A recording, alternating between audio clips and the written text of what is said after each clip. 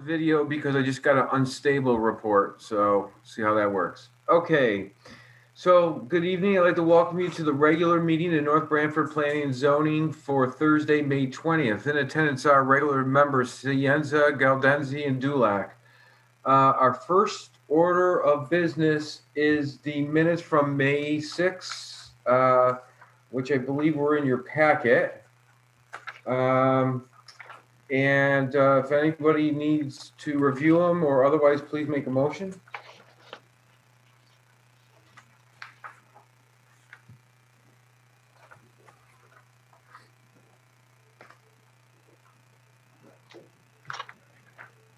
So Ron, I didn't have any comments, so I can make a motion. I just wanted to give you some time if you needed time to review them.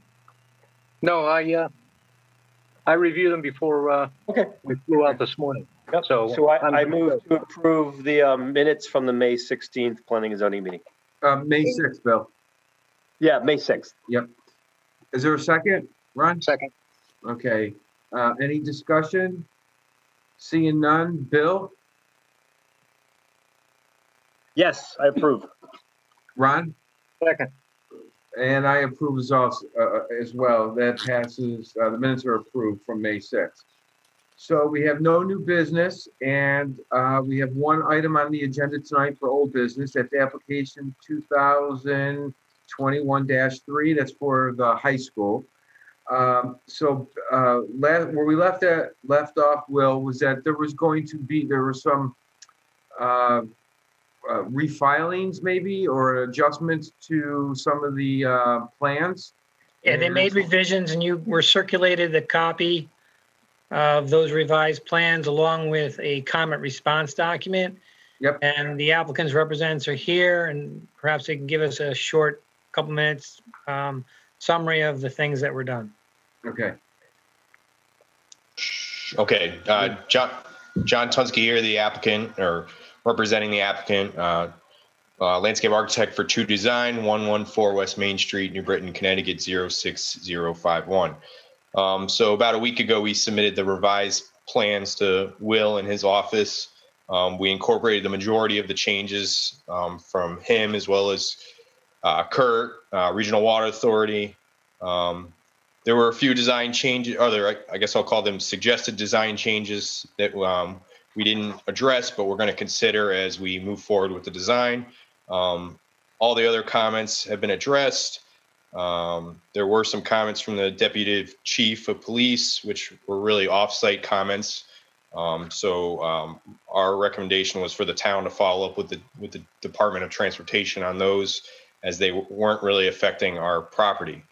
Other than that, we really did incorporate all the other comments, and then other things, like I said, we're certainly going to consider as we move forward with the design. Okay.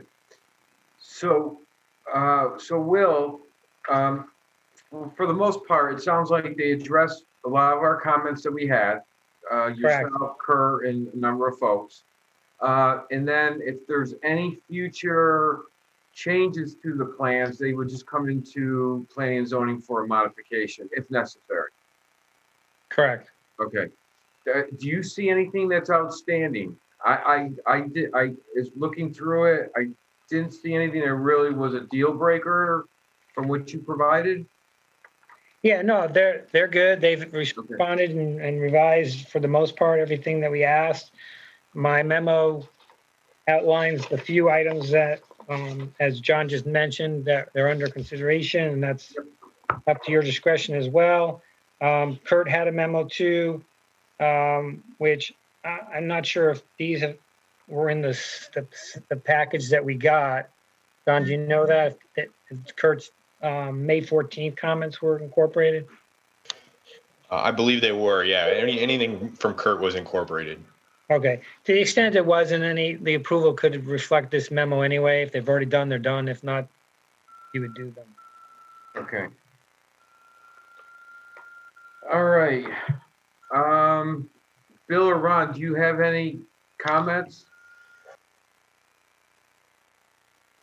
Actually, I don't. To be honest with you, I've been following this, by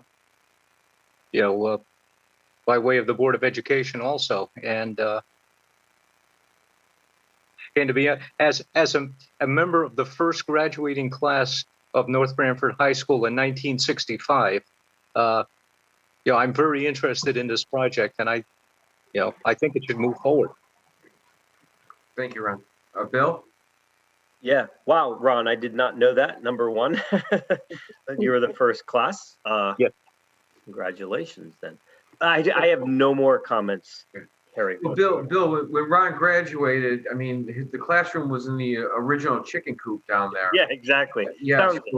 So what they did is they had to get the eggs out first and get all the chickens out into the field before they could start social studies. An egg and a diploma, right, Ron? The biggest problem we had was tying the mule to the post. Yeah, exactly. Okay. Fantastic. Good So, information, Ron. Bill, can you do a motion? You have the draft. You have the draft, Okay. yeah. But you don't have to read all the approval documents. You can I'm just going to make a suggestion. You can just do the site plan application, statement of use, traffic analysis, stormwater management. But then you get into those other ones. You might be able to just do something like CS 1000, CV 1 through 3, L1, 000, or however you want to do, but you don't have to read them all out. Or you can just say as written in the motion. Yeah, I would appreciate if you do as drafted as the draft resolution. Yeah, so as you guys are talking, I'm frantically looking for the motion. I have. Do you want me to share the screen, Lil? Actually, I have my package. I just don't, for some reason, see it in my package. well, you know what we can do? Well, give me a second. I'll give you. Yeah, I don't know why. I don't know why I don't have. I'm not sure. I don't seem to have it for some reason. Well, you know what, Bill? I could read it. Oh, yeah, I have. I'm sorry. Can you see this, Bill? I have it. Yeah, I can see that. You got it now? Okay. Yep. All right. And then Bill, like the special on the back side, there's approval conditions, requirements, and modifications. You can just say 1 through 8. So. Okay. Yeah. I move to approve site development plan application P&Z 2021-4 pertaining to property located at 654 Foxen Road, 49 Computer Road, for the phased demolition and replacement of the existing 2-story high school building with a new 3-story building consisting of approximately 108,740 square feet, being a smaller ground footprint and gross floor reduction of approximately 18,260 square feet, including changes to the internal road circulation patterns and parking, updates to utilities, creation of a new practice field, wetland activities, and other associated site improvements, landscaping, and lighting. Scroll down there. There's standard conditions 1 through. Including standard conditions. Hold on 1 second. 1 through 6. 1 through 6. And then supplemental conditions 7 through 8. And supplemental conditions 7 through 8.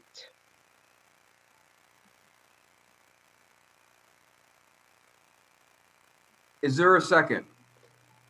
Ron? You're on mute, Ron. No, you're still on mute. Oh, there you go.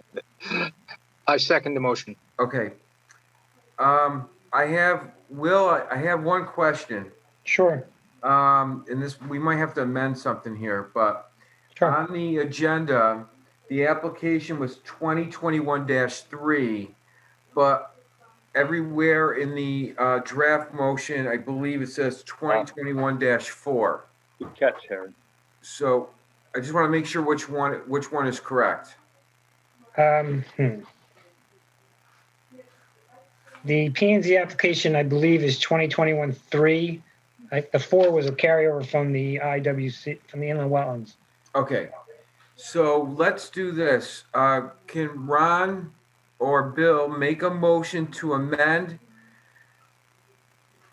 He can say with the amend, he can amend his motion to include whatever revisions you want. I make a motion to amend my motion to clarify that the application is 21-3, site plan for 49 Computer Road, North Brantford, Connecticut. Yep, 2021-3. Okay, Yep. perfect. All right. Is there a second on that one? Okay, so we got to vote on the amendment first for the change. So, Well, Ron, can you second? your motion, your simple motion can cover the whole thing. It just has Okay. to be, you're amending the draft that's in front of you to Got it. reflect. Okay. Good. All Thank right. Is there any discussion on this? Bill, Ron? I don't have any. Okay. I have no All right. further discussion. So this will be just a simple vote. Bill? I approve. Ron? Yes. And I approve as well. So that motion passes 3-0. So thank you very much, everybody, for joining, who was part of that. You're more than welcome to stay for our next bit of business, which is going to be from Steve Nugent, and he's here. So if you can unmute Steve, and we can hear about his Northford study presentation. There we go. Hi, Steve. Good evening. Hi, good evening. Thank you for inviting me to the meeting. Am I Yeah, we can hear you. working? Okay, thank you. So I don't know how you wanted to proceed, Chairman, if you wanted me to just run through it all, or if perhaps Carrie had the chance to do those crib notes that was mentioned last couple meetings ago, or if it's just questions. You know, take us through. Let's go through the whole thing. You know, take us through the whole presentation. Okay, Yep. Thank you. So I know she introduced it as being a simple report, but I didn't actually say simple. I wanted it to just come across as well supported, with maybe possibly a lot of definitions, not knowing who the reader was going to be. So I apologize for its length, but I wanted it to be well supported also. What started this, of course, as you know, is the 2019 POCD, where they mentioned a few things about permitting higher density in the village area and encouraging mixed use. And then also the future land use plan and the suggestion of a redevelopment overlay zone, which is why I started calling it the Northford Village Overlay. But if there's a different vehicle that you as commission and Mr. Agresta wishes to use to do any type of change in the villages, of course, would support that. The only thing that really alarmed me was like 2009 planning and plan of conservation and development suggested just changing the west side of Middletown Avenue, both sides of Clintonville Road, to commercial. And I just think that the village deserves a little bit more than just changing it to a B2 or a B3 or some kind of combination. And that's why I wanted to present all this information as to different ways of addressing it. I could put the map up, I think, if you wish to just have that. But the area that I designated was based on basically that land use plan. It doesn't coincide with the Northford Design District. It doesn't coincide with the Historic District, nor does it coincide with the Northford Center, which the POC didn't really give any parameters to the size of it. And that's all to be determined as to how large you want to do, assuming this is going to be supported, how large of an area you wish to do. Should I put that map up just for reference or anything, or? Sure. Oops. Yeah. Yep. Yeah. If you can share that, if you have the ability to share, let's might as well pop it up. All right. Let me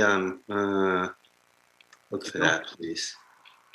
So, There you go. Steve, I was confused a bit because you kind of clarified it, because earlier you said something about creating another Northford overlay, but then because immediately I thought we had an historic and design district overlay already, but then you said that we do have that. So did you refer to something in addition to those two? Or you're saying that? Yeah. And my understanding is that we would have to do so let me just, can I write this down? Yeah, right here. Is it coming through? Yes. Yes, it is. Yeah, so my understanding is that is the design district. It's just the B2 zoned area, or B3, I'm not sure. It's the B2, and it carries a little further south on the other side of the road. Okay. In the triangle. I'm starting to understand now anyway, so go ahead. Yep, thank you. Yeah, and then the historic district continues way up to the north here, all the way up to Souls Path with sporadic homes that were identified. But that's not a regulatory historic district, I believe. I don't think it ever was codified as something that's regulated. No, I agree. I think it's just an honorary recognition. There's no real protections or anything for it. Which is another reason why if things were to change into a B district on the historic side, and there's plenty of historic structures here, and of course, the property I own and the other couple here would be could be detrimental to them. Not that they shouldn't contribute, but that's what I addressed in the historic section of the report.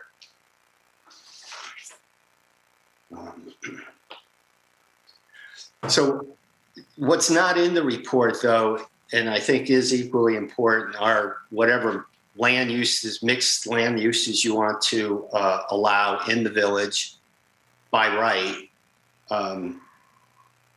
There's sporadic mention of illustrated design guidelines, but they, of course, would need to be expanded. And there's a very little mentioned about affordable housing, but creating more density and opportunity would allow that. I saw most recently that the Partnership for Strong Communities is doing a multi-issued report on housing and talking about the missing middle, which I think is probably the right scale here. That's 2-family up to maybe 20-unit apartments, multifamily.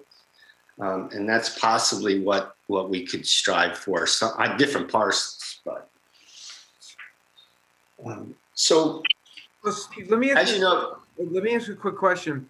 So, and Bill and Ron, if you remember, I thought that wasn't somebody coming in that was looking to do something like that off of like across from like where Dunkin' Donuts was, like going south. Weren't they looking?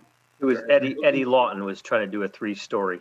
Okay. Yeah, I don't know whatever happened to that, but that was just an informal thing. So that's something that's kind of like what you're talking about, Steve, correct? That type of density, adding a little more density, some multi, whether apartments or housing or whatever it is. Yeah, that's correct, Chairman. A mixed use possibly with some kind of office retail on the first floor, and possibly residential also on the first, and then residential on the second and third. Okay. I'm not familiar with that actual application. I'd probably like the opportunity to see what they proposed. It was they haven't proposed it yet, but they've come in with some preliminary ideas. And they got the zoning changed at some point, or someone got the zoning changed to up the number of units. But it is permissible now to have the apartments above in the B2 zone. And they were just adding another building onto their site, which originally they planned to have that in another building long ago. I don't know I haven't seen them in a month or two, but it was going to be commercial on the first floor and then apartments above. similar to the other buildings they have. Because Steve, I think about a little over a year ago, maybe even longer, we did take a look at the B. I think it was, and Bill and Ron, correct me if I'm wrong, because it was a while back, but like our B2 and our B1s, I think it was. We looked at, we changed that to make it so it was a little more user friendly when it came to square footage and what folks could do on the first floor and on the second floor. So we kind of updated that. So I'm not sure if you've seen that, but I think we updated that like about a year and a half ago, right? Ron and Bill, does that sound familiar? Does, yeah. I don't know the time frame, but yeah. Yeah. Yep. Yeah, I think it increased square footage and number of units. Mm-hmm. Yeah. Yep. The report that I did was based on whatever current regulations were available on the town website, which I think were amended through most recent dates. All right, perfect. Okay, so, well, let me, so then the report had 4 different kind of standalone sections. And if you're like people I know, parking's one of them. And, if you want me to close by putting you to sleep, I'll do parking. Otherwise, just height, setback, and the historic. So why don't I setback? Why don't I just start with setback? Okay, perfect. And this is one of the things that possibly the B2, if you looked at the setbacks for the B is the same as the residential, except for that 30 versus 50-foot front yard setback.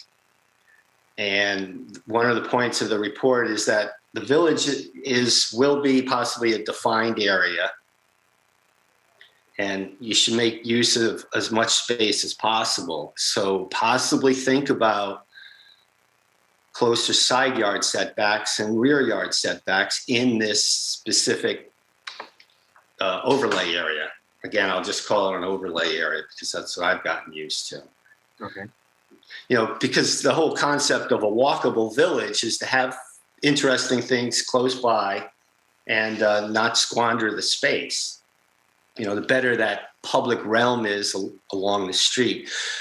And a couple of thoughts that I had was there's a couple of lots. Let's up here where the restaurant is and the post office, they're set way back on the lot. And then there's some undeveloped areas in here with the strip center back in here somewhere. Depending on how the town commission feels, maybe you could find space to build something closer to the street there and create a better public realm. And give those property owners a chance to increase, provided, of course, there's enough parking space. Right. And it would definitely create a more attractive area. Sorry, let me just. Steve, in that concept, would you perceive it as including sidewalks and stuff? Most definitely. Okay. Yeah, a sidewalk, especially in town, would be the most important thing. And granted, there was some new development put in way up here with no sidewalks. I'm not sure why, but a sidewalk network would be most important. Are you talking about the old Red Barn property? Yes. Sidewalk? Yeah. Up opposite the post office, there are several residential. Oh, okay. I get those. Yep. Granted, it's sort of the suburban look and Brownstone, yeah, the Brownstone Acres, probably. Yeah, I know. You talk about those houses that were built on the. It's Newburgh subdivision up the hill, and it fronts on both streets actually. Brownstone Acres. Yeah, and I think there's probably is a requirement already to put sidewalks in if you do something, because the new store here got sidewalks. And, there is already an existing bit of a sidewalk network there. Now, granted, this hill might be a unique thing. The library itself only has a little handicap walk by it. It doesn't really have sidewalks along the side of it. So there are some difficulties, but probably not impossible. Right. And I think one of the best things mentioned in the POCD was to kind of improve the curb cuts along these streets. So the less amount of curb cuts, the safer it is for pedestrians on those sidewalks, because there's less opportunities of cars coming in and out. So, I could speak to, this is my piece here. And I share the driveway with St. Andrew's Church that comes up like this. Of course, they have another driveway coming out on the other side of this difficult area of 17 and 22. And then maybe that's a prime area for combining driveways. And I'm just speaking for myself. I haven't spoke to anybody related to the church, but I know firsthand that's an example of probably what the POCD is referring to. Excuse me. I'm looking at this plan, and I have to fall back with, a question that's always been sticking in my mind. Before we discuss adding more, I seem to recall that our sewer system was at capacity, because I believe when Mill Pond was doing their thing, we had to do some study, and the sewer line was in fact maxed out. And there's, I'm not sure. Yes, there is public water in that area, in most of it. Where does the onus, if a developer puts up something like a multi-unit dwelling, and the sewer line can't handle it, where does the onus fall? Does it fall on the town to have to improve the sewer line? And is that something that the town, in fact, can do? If that question is addressed to me, I cannot answer that. That would be. I'm throwing it out there to anyone who can answer it. I can't answer it fully for you, because I'm not that familiar with this sewer and where it goes to, but I know that there is one of the sewers in town where we're not at capacity, and there's also another 100,000 gallons per day capacity that can be had. There's some other projects that are asking about sewer. And there has been a recent correspondence from Kurt, and obviously Kurt's the one to ask this question about that.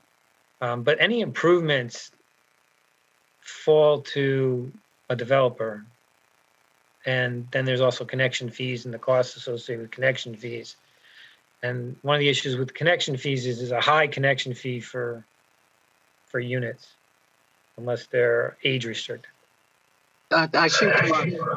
Ron, the sewer lines I believe you're talking about are in North Brantford. They have a higher capacity. The ones in Northford, for some reason, I believe when the sewers were put in, they were put in with a 6-inch pipe.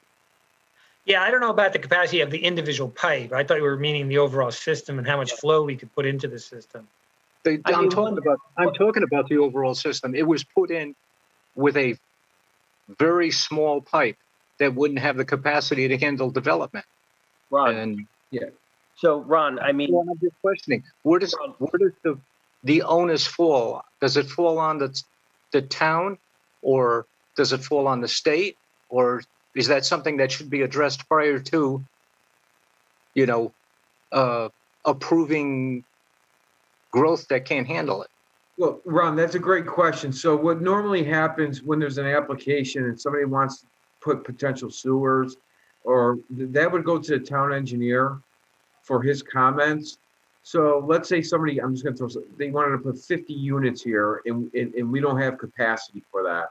So then the option would be, either wells or septic, but that Kurt would weigh in on that.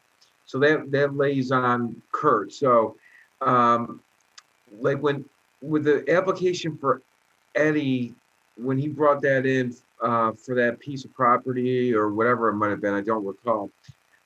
there's language in there about septic and, septic and, sewer, I'm sorry, whether they're using wells or public water or whatever it is.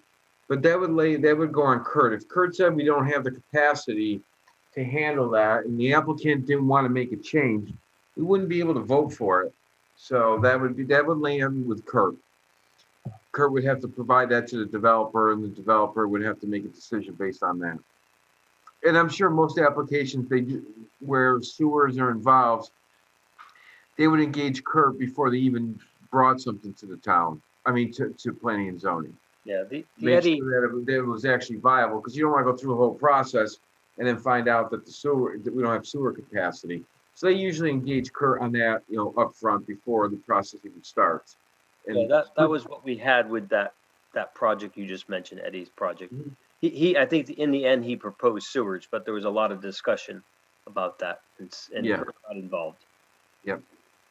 So The information I went off of was the POCD, and I don't know if my screen is still up, but it did encourage the villages to be expanded because of the availability of sewer and water. And I think it says that the North Haven, which is Northford's area, can't adequately meet the full build out of sewers in the area. But again, it comes to the nuances of the actual flows. Yep. And I don't know if this page is up, page 73 on your screen. Yeah, we can see it. This is what I went off of. Yeah, that's pretty accurate. Right, and that picture of the sewer plan is showing section C. So that area, I believe, is where they've been talking about. There is an additional 100,000 gallons per day that the town can purchase.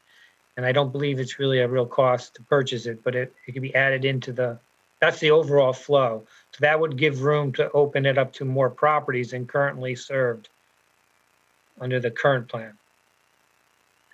Yeah. One of the difficulties of the sewer in the Northford area is some of it's a force main from the bottom of 17 up to where maybe 150 comes into 22. That's a force main. So there's like a lift station somewhere. Is that what you're saying?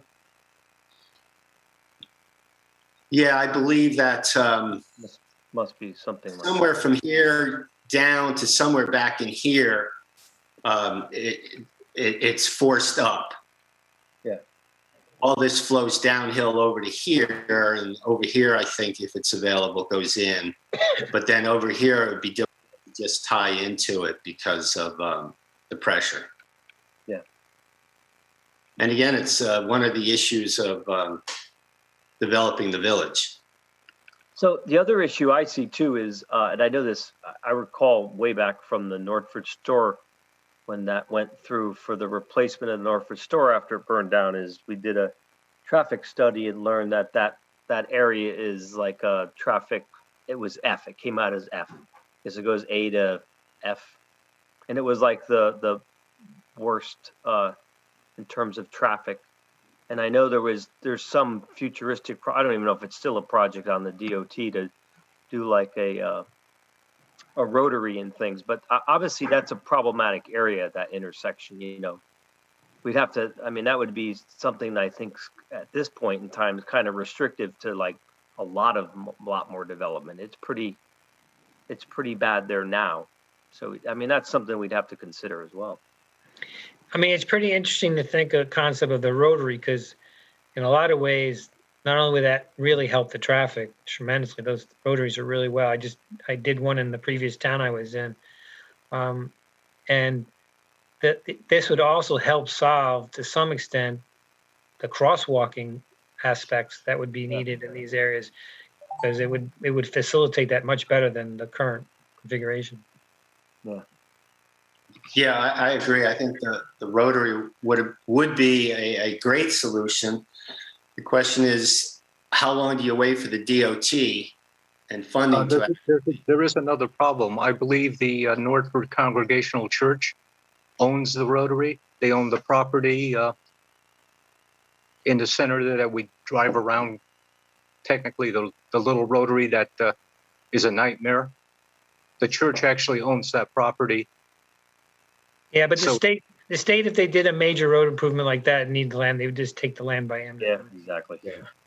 But the Rotary was something that I believe the town, and this is even way before me, but I've seen it multiple times come up, but the state has had no interest. So, I mean, yeah, they've had no interest in doing it there for whatever reason.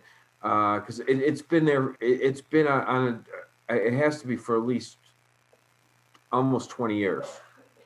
Because I've been on the commission for like 16 now, 15, 16, 14, I can't remember what it is. And I heard about like all, I saw plans that were presented like 5-6 years before I joined. So yeah, who knows with that? Because it's probably not it's not a crisis area to compare, or the state doesn't, I'm assuming the state doesn't think it's a crisis area. Yeah, you'd have to have certain level of accidents for them to get behind it probably, because that's what we had where in Monroe, there was a fair number of accidents, and that really was sort of the selling point. But Yeah, it's interesting. The one at 22 in Route 1 towards Bill Miller there, they're putting one in there, and that seems to be less problematic than what we're talking about right now. But anyway.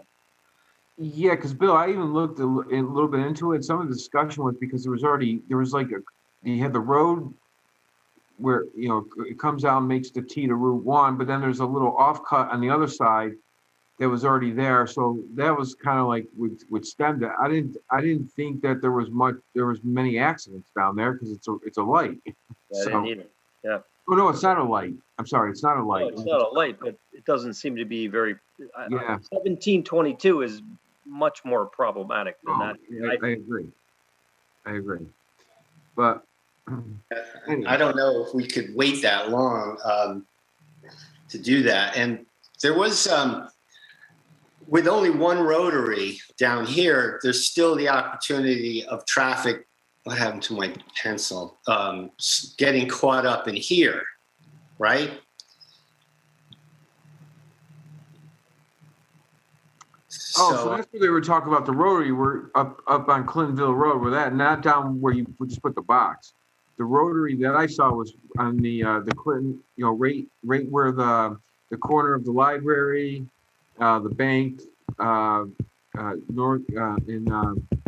Northford Grill. So we're 14 and 15 are. That's where I saw the Rotary plans for a Rotary there, not down there. Oh, well, I know that the 2009 POCD had that sketch of the Rotary, and I think our 2019 had it again. Okay. But it went down in here where pseudo Rotary already exists. Okay.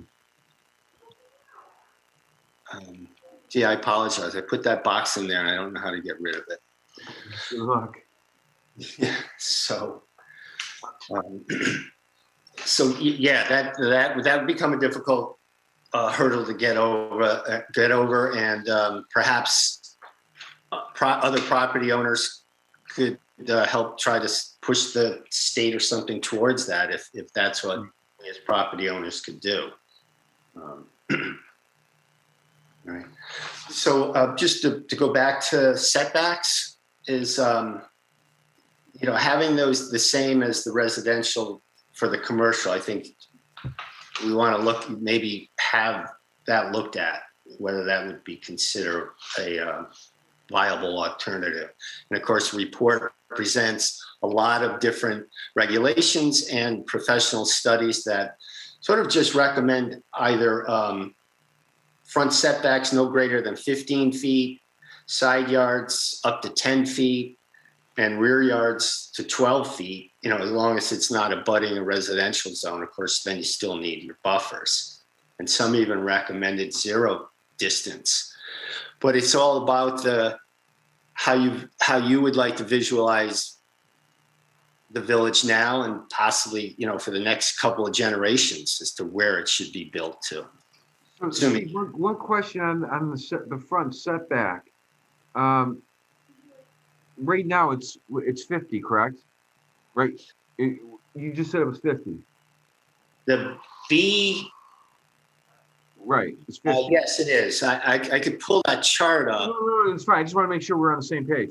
So the only question I have for reducing it to 15 feet, I'm just going to throw this out there, or 0. I mean, but would there be a little concern because of safety, because of cars traveling on there? If somebody just zips off, you're only 15 feet off the road. Like, would that be a concern? Because I mean, I'm seeing that, like, there's an accident, you can clearly go, travel more than 15 feet off the side of the road. Is there something that would, is better than 50, but maybe more than 15, or where did the 15 feet come from? Well, it depends on how you want your buildings to relate to the street. I thought a couple of interesting footnotes, or endnotes rather, in the report was endnote number 1 and endnote 27. And I won't pull it up now because I'll probably lose the screen, but endnote 27 from the Lincoln Institute sort of went through and said, if you want this on your sidewalk, whether it's trees, outdoor seating, and then your building, or if they had different widths. And I thought that would be a helpful guideline for that type of depth to determine what you really want. And again, where it should go along in here. It doesn't belong everywhere. Gotcha. Building right to the street. And this is the one thing, at least I came to conclusion, is that because we're talking about sort of a small area of North Brantford in general, it could be mapped. And whether you said, let's try this one more time. Let's get closer on this side. Maybe we stay further back on this side because of the historic properties. There's a lot of issues that could be actually thought about ahead of time, so that when a property owner comes in to do something, that they know what they have, rather than just, okay, we're going to do a 30-foot setback generically. Gotcha. Just a thought. I mean, the other thought with smaller setbacks is, what are you going after? So if you're going after a village streetscape, it's sort of dependent on also having the sidewalks, slowing down the speed considerably. So you're really going through a zone where the pedestrian is king, not so much the car. Right. That's not as easy to do, given this is a large commute route, but that would be, I believe, the understanding is that you're trying to create a village where people are supposed to go really slow through that portion. Well, we also had a lot of conversations about, like, the Norford Plaza is a good example. Is they underwent this, they got some grant money to do the facade project, and they enhanced the facade. But, we talked about future developments, thinking about moving the buildings forward in the parking in the rear. So sort of maybe not so much slowing down, Will, but just so you can see the village, so to speak, as you're driving by more, Right. Yeah. So now it's so far set back, all you see is a parking lot, and you kind of lose sight of if you had a nice facade, you wouldn't even see it because it's losing sight. Right. We talked about that as well. I don't think it made the POCD, but I mean, we did have conversations about this. Well, one of the best things in the POCD was to require all new developments to have the parking behind the buildings. Okay, so we did add that. I remember these conversations. So yeah, we put it in the POCD. We haven't acted on it. Right. It's not a regulation yet, although maybe it's hidden in one regulation somewhere. But so, Steve, you talked about the setbacks, the front, sides. How about the height? I see you have a tab for height in there. Do you want to, if you're good with this part of it, can you move into your assessment on the height? Yeah, similar to setbacks, the residential regulations were almost identical to the commercial in height, 35 feet 3 stories. I didn't see a difference between residential and business. You're correct. So the study then went on to it did a spreadsheet on seeing how much space was actually available in, say, a 35-foot tall building. And there's no quality space on that 3rd level if you restrict the height to 35 feet on a hypothetical building. You know, using the chart, I think, started at 10-foot first floor ceiling height and went up to, I think, 14. Because mixed use, you require a higher ceiling. So that's why I was proposing that, and many other towns have said, regulate by story with a minimum and maximum building height. And the building height, of course, is affected by the type of roof. If it's a flat roof, you have a certain look. If you have a gabled shingled roof, you're going to have another look. So that's why on that chart, I measured up to what's called the second floor plate, which would pretty much be where your eave would be on a shingled roof. And then that was just to show that there's very little space available.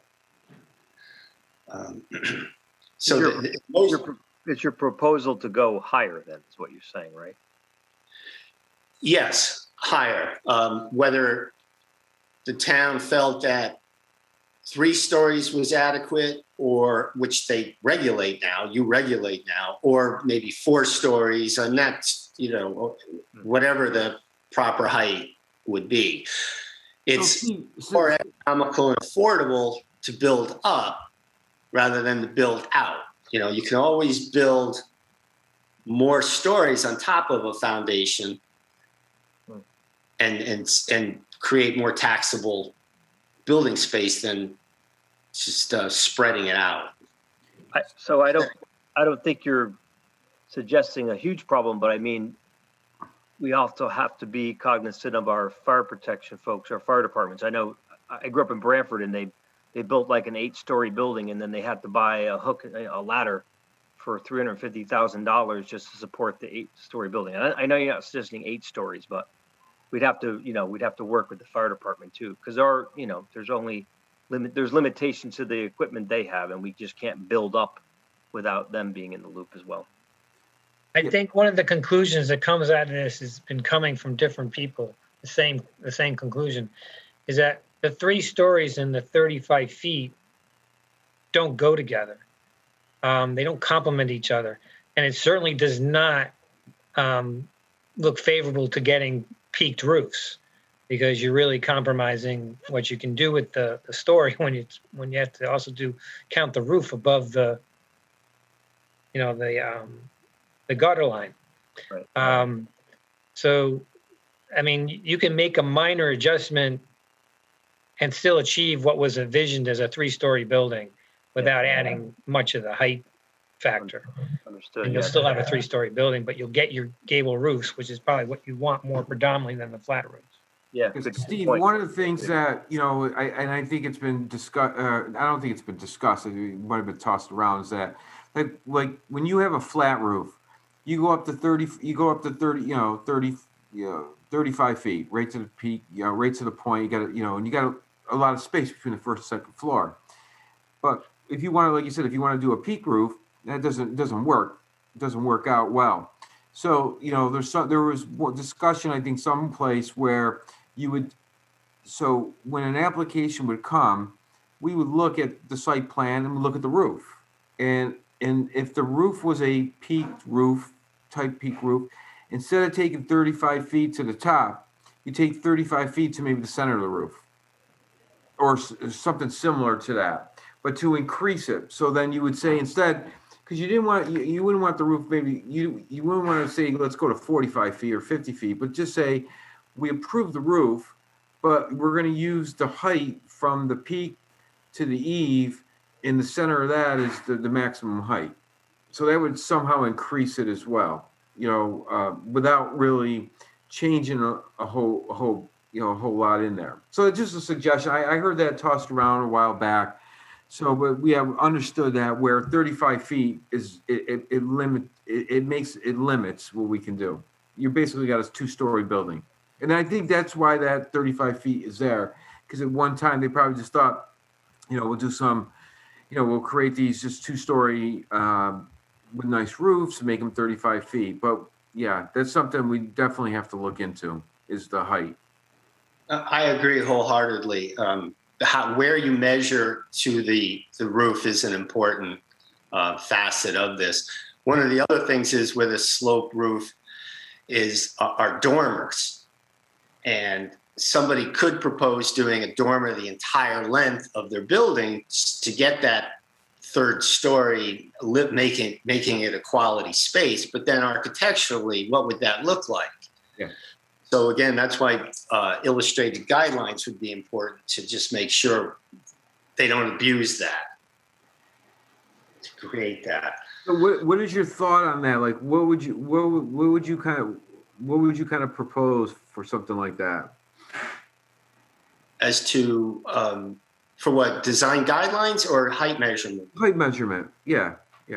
Well, what I proposed in here was what most towns ended up with, and that being 3 stories with a maximum, I think, 40 feet, and then to measure the building from, again, the public realm or from the street. There were many examples where now towns, Canton, I think, was one of them, that measure it only from where the public sees it. So if the backside, let's say, and this is one thing I also brought up in there, is all the grade changes in Northford. There's a lot of hills, and the way you perceive it, whether from the street, is important. So something that slopes away could gain extra height in the back, and it wouldn't be objectionable to the public.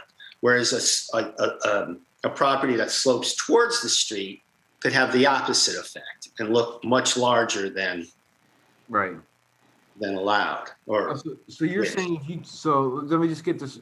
So if you're standing in the street and it slopes away from the road 10 feet, that means you could, if your standard was 35 feet by view, so you could build up to 45 feet. If you're standing on the road and it's sloped up 10 feet, it could only be 25 feet because you have the 10 feet of slope. Is that what do I have that right? What I'm saying is we measure, or it's regulated to the street height. And then what happens on the backside is either reduced or increased. Yeah. And I made reference to this property in Hamden. This was a historic home. It was converted to a law office. This is coming through, correct? Yep. Yes.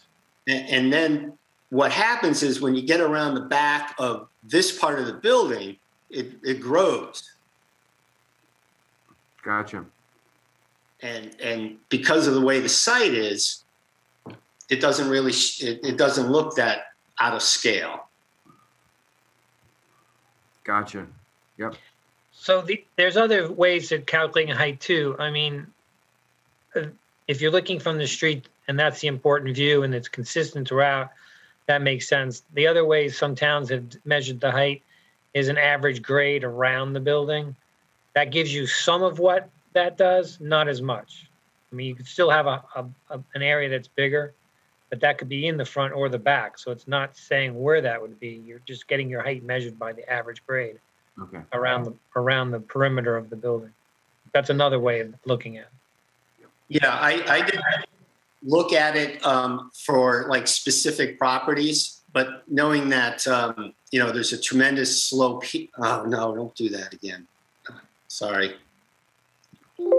Knowing that there's a pretty good slope here, this is very flat through here, which is advantageous. And this sort of pitches back here, but this pitches towards the street here. And in fact, Carrie even asked me about that months ago, about what my thoughts would be, but I never got a chance to really analyze that as to what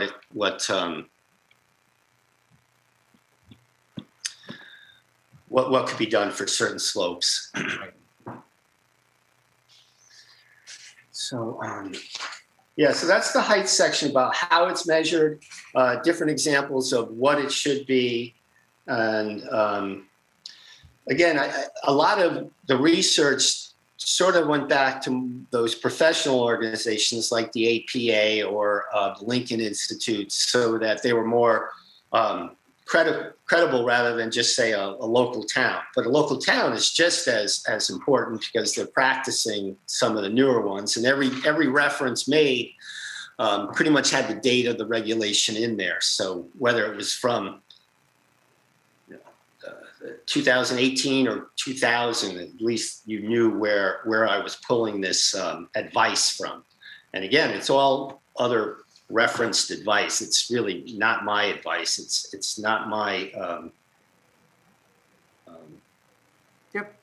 career credentials. Steve, so you did the study, and I mean, you've always been, very involved, especially in the Northford section. So I'm thinking that what we do here, and this is just a thought, I mean, we should consider doing the same thing down in or around the Old Town Hall, Route 139, the plaza, going 139 towards Brantford, and Route 80 going east. So I mean, I would think that, because there's similarities to both areas, and I would think that maybe that would be something to consider as well, is both areas with kind of same standards. I mean, just your thoughts on that? I'm not familiar with that area of town as intimately as I am in Northford, as you said. But once you go through this exercise of architectural details and all, there's no reason, I don't see why it wouldn't be applicable to another village. Because I think one of the things with the old town hall site is the height restrictions. I think if there was now, just think about that. That's, if I'm not mistaken, that's set down. So that slopes away from the road on both sides, from the 139 to Route 80. So it slopes down. So if there was something where somebody could do a full 3 stories, not saying that that's what the town wants to do with the property. I'm just saying it may be more valuable if the town did want to do something with that piece of property where somebody could do 3 stories, where retail on the bottom and 2 stories of some apartments or whatever, dwellings, whatever it might be. But that's what I'm thinking on, something like that. Yeah, I mean, Harry, you're spot on. I mean, that's part of our POCD too. Yeah. That areas you just described, and even that property you just described. I agree. And that is part of the missing middle, is to have missing middle housing, is to provide, only 2 or 3 stories. You can have a walk up at that height. You don't necessarily need an elevator. And that makes those buildings more affordable. I recently did a project in North Haven, 1780s home with an addition. It's a 2-story walk up, and then the 3rd level are for the 2nd floor units, sort of townhouses. And it kept its historical look, and the addition was done as a stand out differently, not a literal reproduction. And it's just one more example of how to fill the missing middle of housing. Yeah. Absolutely. So again, we can map where you want different heights too. If you think that along the street needs a taller thing, and maybe back further this needs to be shorter. So that's the height section. If you'd like me to move on. Yeah. I'm going to save the history for the last part because it sort of is affected by everything we're talking about. Okay. And the parking, it was the other thing that I delved into, and there's three things. If you do, if you can reduce the quantity of parking, let me back up. Most of the zoning regulations, from what I've read and see, they inherit generic regulations. And all the parking ratios are based on peak demand. And the ITE and American Planning Association, they've all been doing studies for a long time producing ratios. So my table P1 through P3 sort of compared all the ratios. I don't know if I need to pull it up right now, but basically you could save a lot of paved area and probably provide more housing or whatever we're looking to provide by using more conventional ratios. Yeah, and Steve, that's something we've been looking at some of the applications that came to us, especially when there's like shared parking. So so you have one business that's open from 6 o'clock in the morning to 2 o'clock in the afternoon, and the other business opens up at 10 o'clock in the morning and goes to 8, 9 o'clock at night, and you got to do max parking, like you said, max time for both, and it just doesn't make sense. So we've been, oops, sorry about my dog barking in the background. But we've looked to maybe alter that. So we're in agreement on that. So parking, looking at different ratios, and basically just doing some common sense, planning on when it comes to parking. Especially, like we had some businesses that because of COVID, they had outdoor seating, and so we made it. Carrie worked with them, but I got some background on it. But yeah, worked with them because they really don't need 50 parking spaces for 6 o'clock in the morning, or 11 o'clock at night, or 11 o'clock in the morning. And it worked out very well. So yeah, that's something that is, when we look at applications, there's been a lot of discussion around the parking and waiving the current part, not waive it, but adjusting it for those applications. So I think though what does come out, because I haven't looked at all the parking standards, but some of the ones I've been looking at since I've been here, there are some antiquated ratios which start at a very high park count. Yep. And it's probably best at some point that we do go through and adjust those ratios, as well as better codify the waiver, the sharing, the joint use, the land reserving, kinds of things that are the belts and suspenders in case there isn't enough.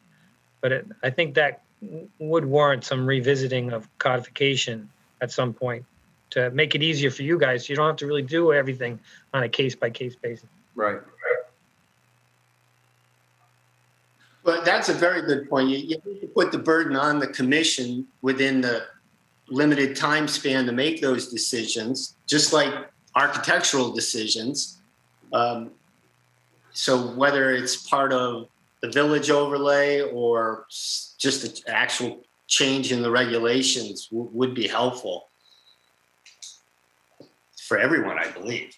Well, it also makes it easier for someone who wants to build something to better plan, because the hard thing about planning is if you have, even if there's ability to modify it, that's still a non-guarantee or a non-known. So it's harder for them to plan, and they're also wishing and planning that you're going to give it to them. Right. And that's a risk. So the more that we can do to take that out of the equation, the more friendly it gets. Right, exactly. And there's, in the Northford Village, there's not a lot of town-owned land that you could even provide municipal parking as part of the shared analogy. I don't know if that's possible, but that's always one more future option to reduce the amount of asphalt and create more quality space. So, okay, so yeah, well, that's encouraging that the ratios, the ability to use shared, and even the stall sizes possibly could be revisited. And hopefully the report provided enough supporting information.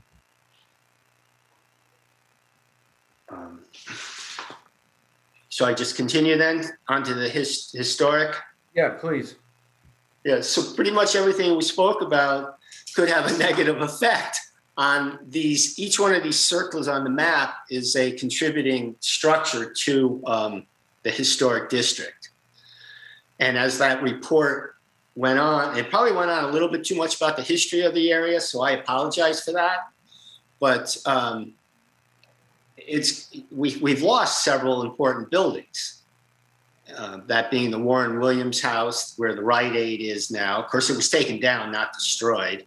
And of course, the Masonic Temple Old Northford store was unfortunately lost. And the replacements don't really complement the village. So that's why I think that the historic properties probably need a little bit more attention in the mapping of how this. One example I did was we looked at the front lawns in here. There's that box again. There's a lot of land in here in the front yard. And if you allowed, this is only one example, but if you allowed a 30-foot setback, and these buildings, I believe, are at least 50 feet back, somebody might be encouraged to try to build in front, and therefore you lose everything there is about the historic village. So that's one of the concerns that I had about how we go about doing setbacks, height, etc. And with parking required back there, at least it wouldn't become a parking lot in front of these buildings. Right. Steve, that's the church, right? In your property that you had you were just talking about, right? Yeah, they're both Bartholomew houses. Right. This is the one hidden in the corner right here. Did it again. And the driveway's sort of right here, and then this one's hidden, and it has the barn here and the church. Right.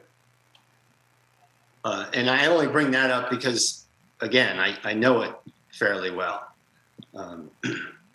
But there's other historic homes. There's a couple. There was right here. There's a very interesting Greek revival that I know they're working on. And I'm not sure what's going on with this one with that large addition. And then, of course, there's several other ones. But there's not many. Right.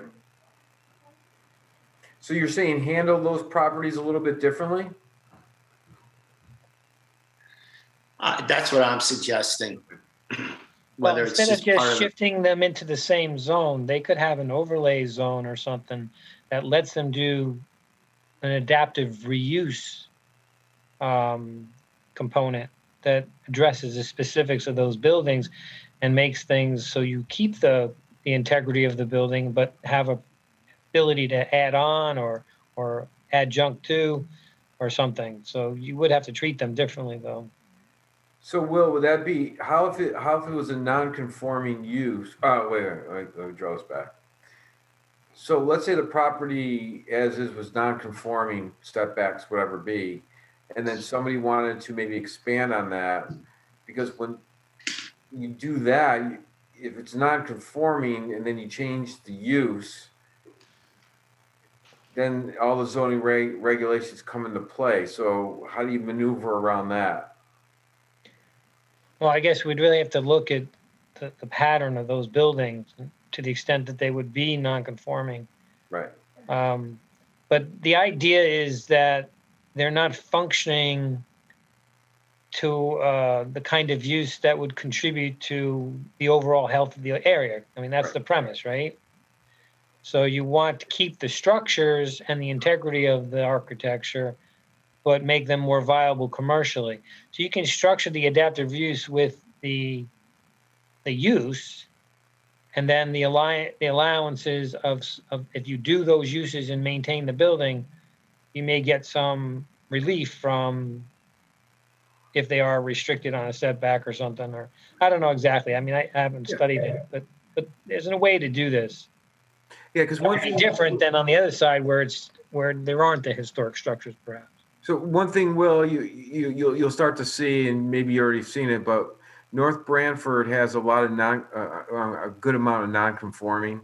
I think it's because of, and Bill, and Ron, you graduated in 1965, so you probably know all the history of the regulations. But I don't think the regulations were done until the 70s, and there was already, so there was a lot of, that's why the B zone, like commercial or B zones, but right up to residential, and there's residential, where, usually business zones are, and they're intermingled. And then there's a lot of non-conforming just because of, when the planning and zoning was created, or I don't know much of the history. I just know that I think it was the 70s. Correct? Okay, let me just interject. In 1970, North Branford finally had zoning. Right. Before then, you could do what you wanted, basically. Right. But so officially, that's why there's a lot of in 1970. Yeah, so that's why there's a lot of non-conforming. So we always got to take that in consideration. Well, that's true, but if you're making a new plan or changing things, you can make things non-conforming and make them conforming. Right. That's the other thing you do. Hopefully. That's the last thing I would want to do to a neighbor or another property owner, is to make their property non-conforming by proposing some of these changes. Oh, no. Yeah, I see what you're saying. Yep. Yeah. We wouldn't want to do that. No, I agree. No, I was worried it's the other way around. The ones that they're non-conforming now, and let's say they want to do something on their property that will enhance it. Well, if it's a change of use, you really, unless you can fit it into the current regulations, you can't do that. That's what I was getting for the ones that are non-conforming now. So make it so it's easier for those non-conforming property owners to do something on their property without the difficulties of trying to shoehorn it in to what would be the existing regulation. So you can expand non-conformity. You can intensify, but not expand. Right. And you can't change the use either. Okay. Right, Bill? I think it's Yeah. You can't change it to another non-conforming use. You can change it to a conforming use. Right. Yeah. Of course. Yeah. So, I was going to say, my thought was for this, everything that's mapped here would be to have the same abilities zoning wise, and then controlling it with, architectural design and, change the setback and height. I think that premise is good as an overview, but if you're trying to retain those structures with the circle numbers, there's no guarantee just to have design standards that's going to keep those structures. And if you're trying to keep them, you may not want that corridor there to have all the, you want to have similar ability to expand and to thrive and all that, but you're trying to keep the structure. So you have to do something different there to keep the structure. Otherwise, they could tear them down. Yeah, exactly. Delay of demolition does very little to prevent that. And I think, I couldn't agree more. The other thing in the report was once in a while, there's a few mentions of incentives also. So I don't know if that's a different way. Again, that's a regulatory facet I'm not familiar with, but. Incentives? Yeah, so I think the incentives, that would go through the town council. I don't think we have the ability, there's some tax incentives with businesses. I know that all that's created through the town council. I think the facade program that we had, and Bill and Ron, correct me if I'm wrong, I believe that was enacted through the town council. I don't think we played a part. I think we recommended it to the town council, but I don't think we've actually voted on it. I don't think we had the control over it. I think it was up to the town council's part of it. So I think that would come from them, Well, there are zoning incentives that you could use. The ones you were just talking about would rest with others, but you could do like the adaptive reuse that I'm suggesting. Yep. You know, adaptive reuse has been used in a way that if you do this, you can get that, and you have to do this to get it. So that's the incentive. You write that in. So if you keep this structure, you keep the integrity of the historic character, you can have an addition of 30% more square footage or something. Gotcha. So there are some zoning incentives that you can do. Yeah, that's the incentive, the type of incentive I was thinking of. Oh, okay. All right. Good. Yeah. No, that makes sense. I mean, yeah, the financial incentives and funding incentives, that's a whole different issue for a property owner to consider. Right. So, well, I mean, in a nutshell, that sort of runs through all the research in the sections of my report. And I think this has been really productive. I think if I were to ask what else you would like to have from me, how I can help move this forward. And then there's a few questions I would have also as to, a couple of things that weren't addressed is exactly what is the best vehicle to do this? And then exactly what size of area do you want to start with? And what the appropriate scale is. Right. The POCD, of course, mentions small scale development, appropriate scale, just like they mentioned the Northford Village, but it's at that level of report, it doesn't need to be defined. Right. At this point, I think maybe we do need to define it. Well, you define. I mean, this is pretty detailed. I mean, from what from the report that you provided, it's fairly detailed, and there's just a lot of little pieces to it too that we would have to go through. Whether we take it all at once, like something. I'm just gonna throw something out there like this. So, like parking in the heights, that might be something that we might, as a commission, might want to take up for the entire town and say, okay, instead of just for a design district, we might want to incorporate that in the entire town. I'm just throwing it out there. So instead of trying, so there might be parts of this that we would take a look and see how it would fit in overall, because that would be an easy text amendment to do. So then when you get into the Northford Village area, it would make it so we wouldn't have to go through all those little details and different things like that, because they're already done for the entire town. So I think I'm just throwing it out there. And it's, the whole commission would have to weigh in on that. But I think we just have a lot to digest on this, because there's a lot of good points on there. And like you said, there's some things that could have a reverse effect. So we got to just make sure that we see what all those are, as we go through this.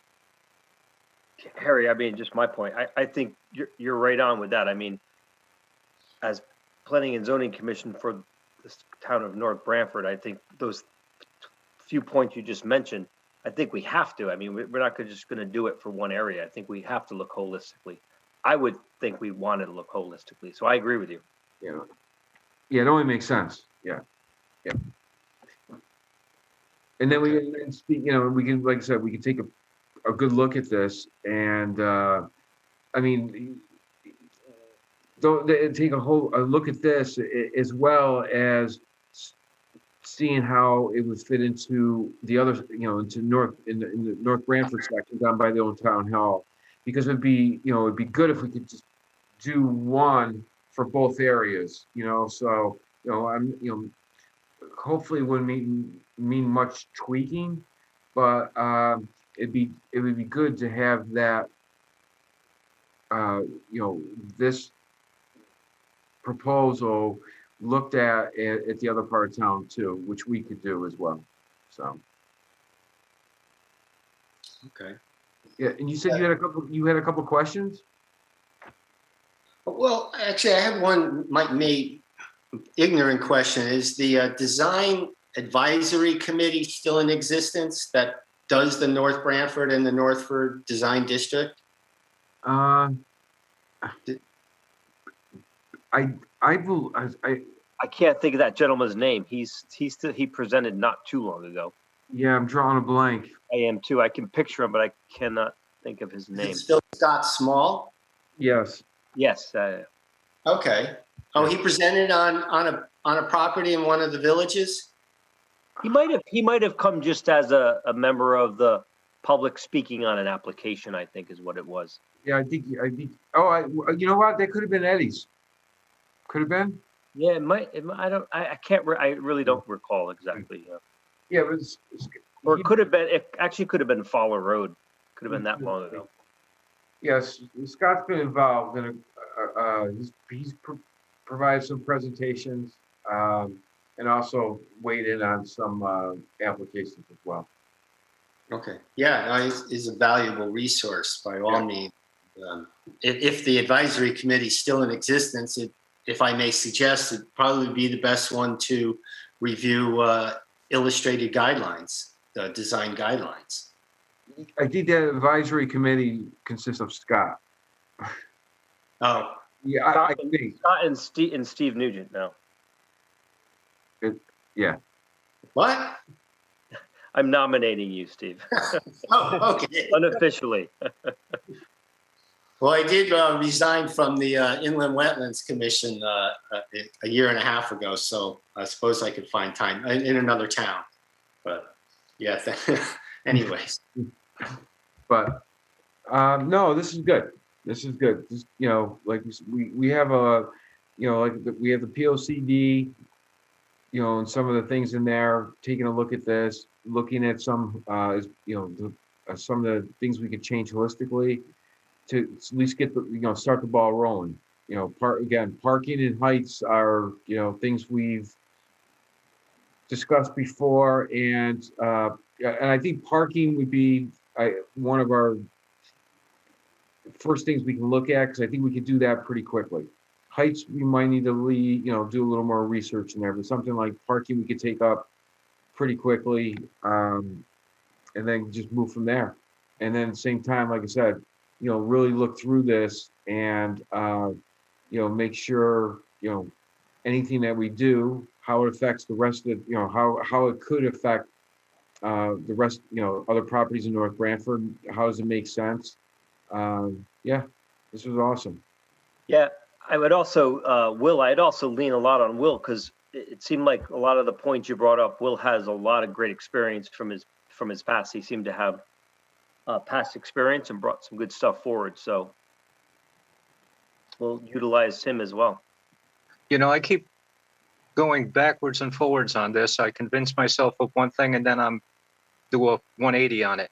The one thing that pops up to me is, like, before I put a business up in the Northford Center there, there's only one sign that says speed limit 35 miles an hour. And the traffic flow, when it flows, is, just like you don't even know you're going through Northford. First we got to get the state to lower the speed limit, put some crosswalks so, pedestrians can get from one side of Middletown Avenue to the other. And not just the one by the library that you cross there and you go right into a hill with no sidewalks.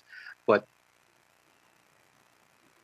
I'm just venting, so I might as well just stop. The speed of the traffic coming through the center of Northford is crazy. And if you look at the traffic flow at 4 o'clock in the afternoon, if you slow it down, then people are going to find other ways of cutting through, and then you're going to funnel your traffic through Village Street. So I don't have the answer. Well, that's why I brought up earlier. I think traffic for me might be a pinch point to all this. At least big plans to do much, because it's pretty bad now. So I think that almost has to be addressed somehow. I don't know the answer either, Ron, but Yeah, I agree. it's nice to say let's grow and do all this great stuff. I agree. There's sewer limitations, but we talked about that a little bit. But then there's just a bad traffic situation. Two major state roads converge in a crossover pattern, which is with a light. But I mean that's really not ideal. No, I'm surprised the state doesn't prioritize it. And who wants to wait until after 6 p.m. when all the rush hour traffic dies down? I mean, if you're in the Northford area, after 6 o'clock, it really quiets down, and it's quite pleasant for a few hours in the evening. Yeah, I agree. Yeah. I agree. I mean, Bill brought this up before when we were doing the Northford store. The issue that I recall, and I'd have to look the minutes for it, but trying to make a left-hand turn at that location, coming out of Northford store was the major issue. At the early morning for a coffee, because it's almost impossible to make a left-hand turn on that place. But I think in the rest of the area, there is a lot of traffic, but if you start somewhere and you build it correctly, even though you do have a high traffic of early morning, and early evening, you still can get it to work. You just if you build it right, it works. I mean, I've been whether I've been driving up through New York, where I grew up outside of Utica, New York. There's places where the speed limit's 55 miles an hour. There's plenty of room on both sides, but there's two lanes going north, two going south, and there's stoplights and there's crosswalks, and all of a sudden you drive through the middle of a town, and you're like, you got to be kidding me! How do they have a town when the speed limit's 55?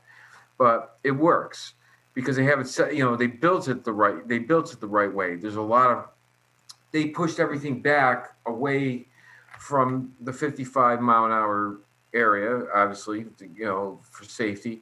They have parking. So all their parking areas are a little bit larger. So if let's say you went to Dunkin' Donuts, you can leave your car at Dunkin' Donuts and walk on the sidewalks. This car's going, the sidewalks are not close to the, where the road that's 55.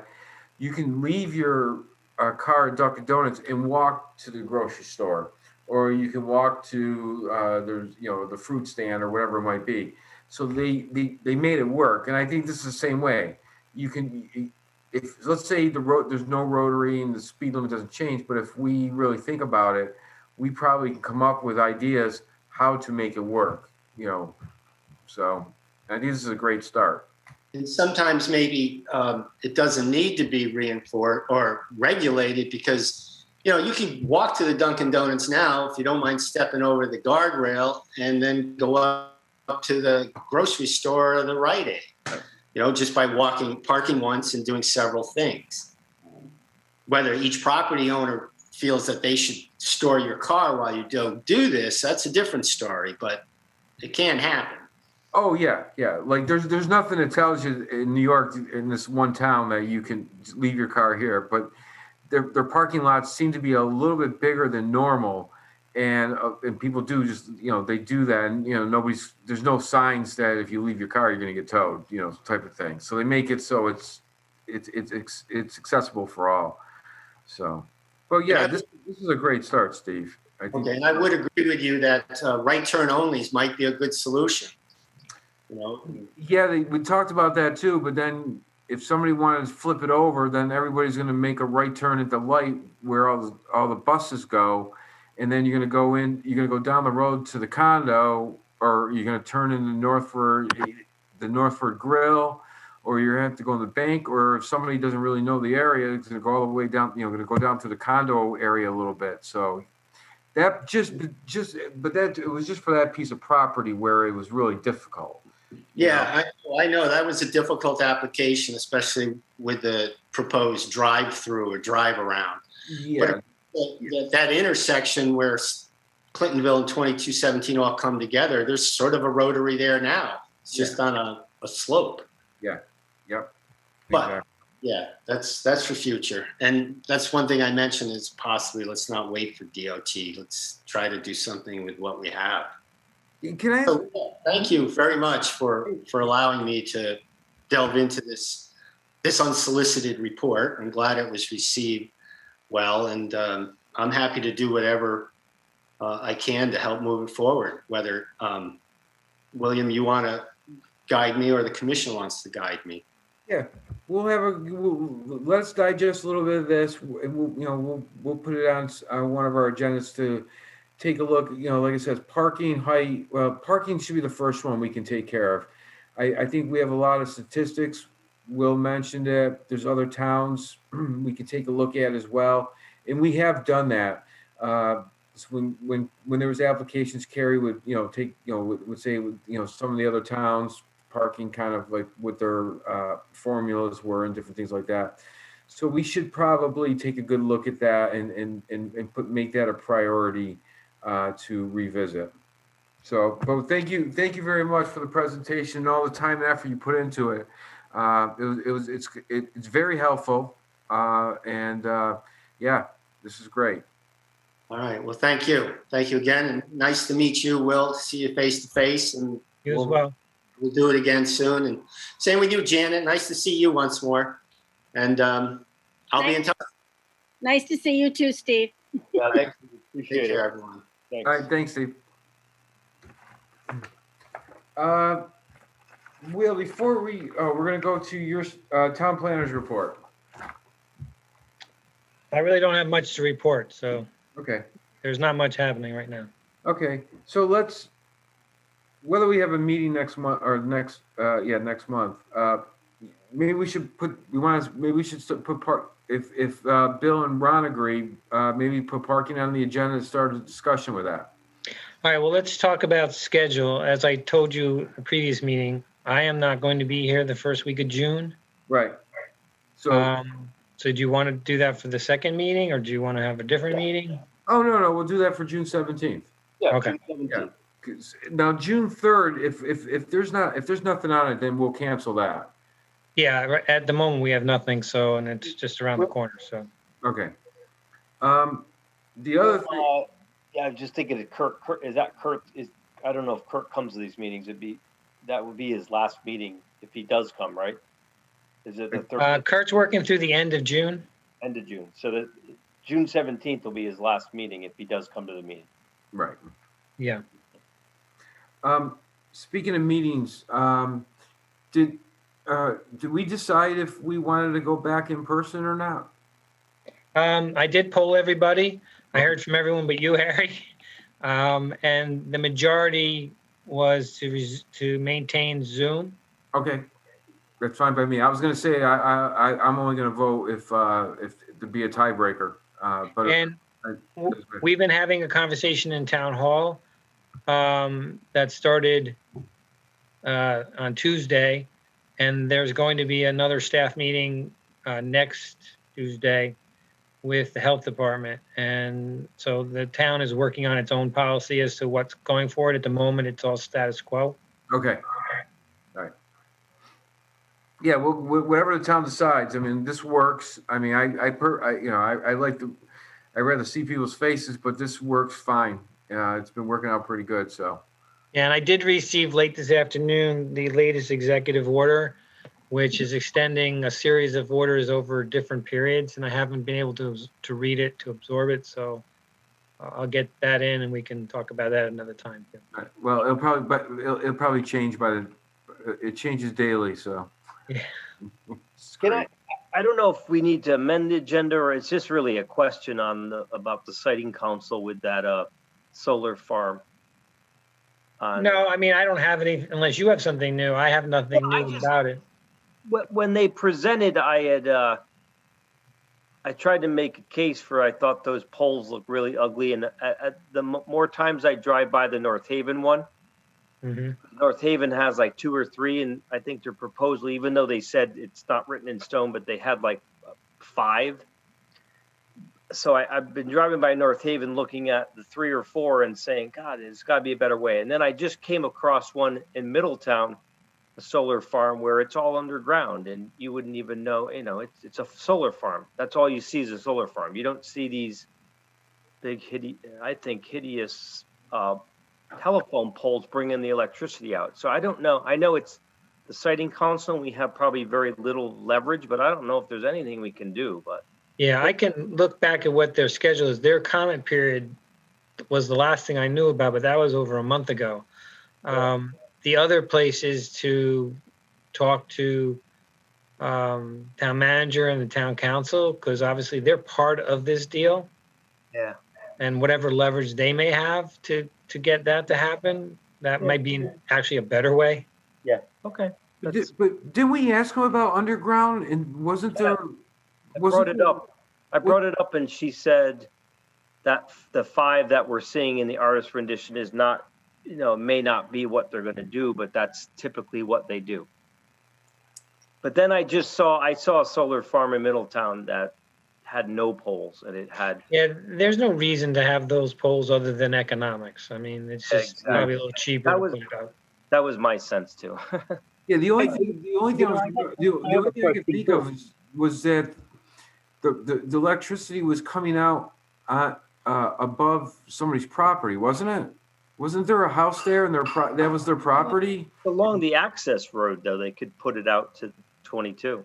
I mean, they have to cut in the access road, so they could put it right on the access road. Yeah, good point. They were just talking about how it was, they were set it back, and you're going to have this beautiful sunflower garden in the front. I'm thinking that's great, except for the fact that there's 5 telephone poles right there. I mean, exactly. The telephone poles will probably be more visually intrusive than even the panels to some extent. But. Yeah, that's exactly my point. Because the one in Middletown, it looks like a pretty neat solar farm. Right. But, and you keep that, at least you keep that ground plane, because the poles are just going to take your eyes right up.